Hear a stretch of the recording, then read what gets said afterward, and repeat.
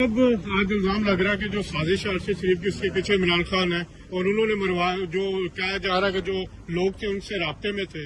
صحیح پہلے پتہ لگ جائے، کیونکہ آج جو میں نے ابھی اتنی سنی ہے اس میں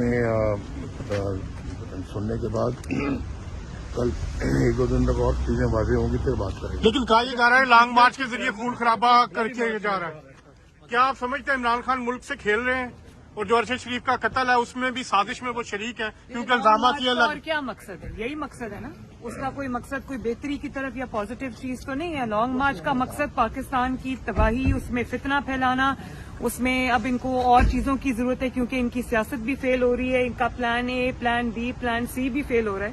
تو ان کا یہ اب ان کی ضرورت ہے کہ وہ کوئی ایسی چیز، کوئی ایسا شر کریٹ کریں جس سے وہ اپنے مقاصد حاصل کرنے میں کامیاب ہو. لاش جو ملی ہے کیا وہ ان کو گرفتار کیا جا سکتا ہے عمران خان کو؟ عمران خان کیونکہ انتشار پھیلانے کے ان کا اپنا آدمی کہہ رہا ہے کہ یہ لاش گرائی جائے گی، کیا عمران خان کو اس پہ گرفتار کیا جا سکتا ہے؟ دیکھیں نا، یہ میں نہیں کہہ رہا، یہ پی ایم ایل این نہیں کہہ رہی، تو کون کہہ رہا ہے؟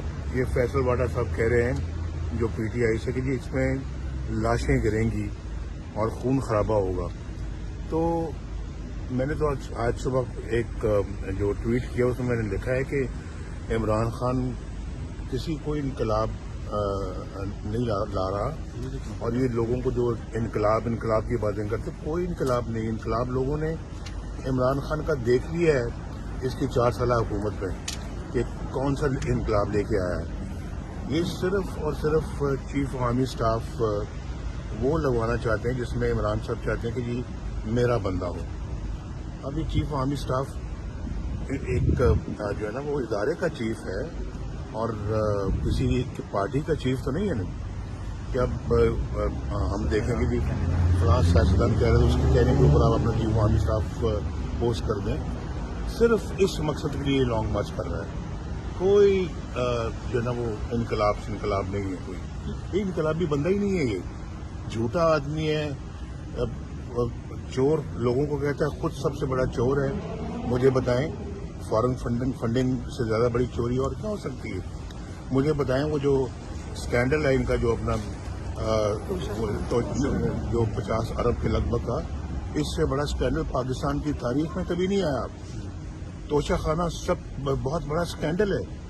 کیونکہ اس کے منہ سے یہ تو ایسے جیسے کہ چور بھاگا جا رہا تھا، لوگ پیچھے بھاگ رہے تھے، اس کو چور آگے وہ بھی کہہ رہا تھا چور چور.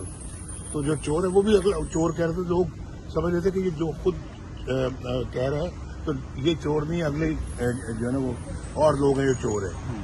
تو یہ تو بندہ یہ سب لیکن اب چوری سے قتل کی طرف جا رہا ہے. یہ فراڈ ہے، دھوکے باز ہے، انتہائی غلط آدمی ہے. لیکن یہ تو اب قتل کی طرف جا رہا ہے میاں صاحب. اب تو چوری سے معاملہ آگے ہو گیا ہے. ارشد شریف صاحب کا قتل ہوا ہے، ایک بےایمانہ قتل ہے، اور کہا جا رہا ہے سازش میں وہ شریک ہیں، انہوں نے بھجوایا. تو یہ اب چوری سے آگے معاملہ ہے، پاکستان کی سالمیت کا معاملہ ہے. تو کیا وفاقی حکومت جو آپ کی پارٹی کے انہیں اجازت دیں گے کہ یہ اس طرح کی سازش کر سکیں؟ میں عمران خان نہیں ہوں جو سوچے سمجھے بغیر بات کر دوں. میں ہمیشہ بات کو سوچ سمجھ کے کرتا ہوں، اور وہی بات کرتا ہوں جو ایک مہذب بات ہوتی ہے جو کسی سمجھدار آدمی کو کرنی چاہیے.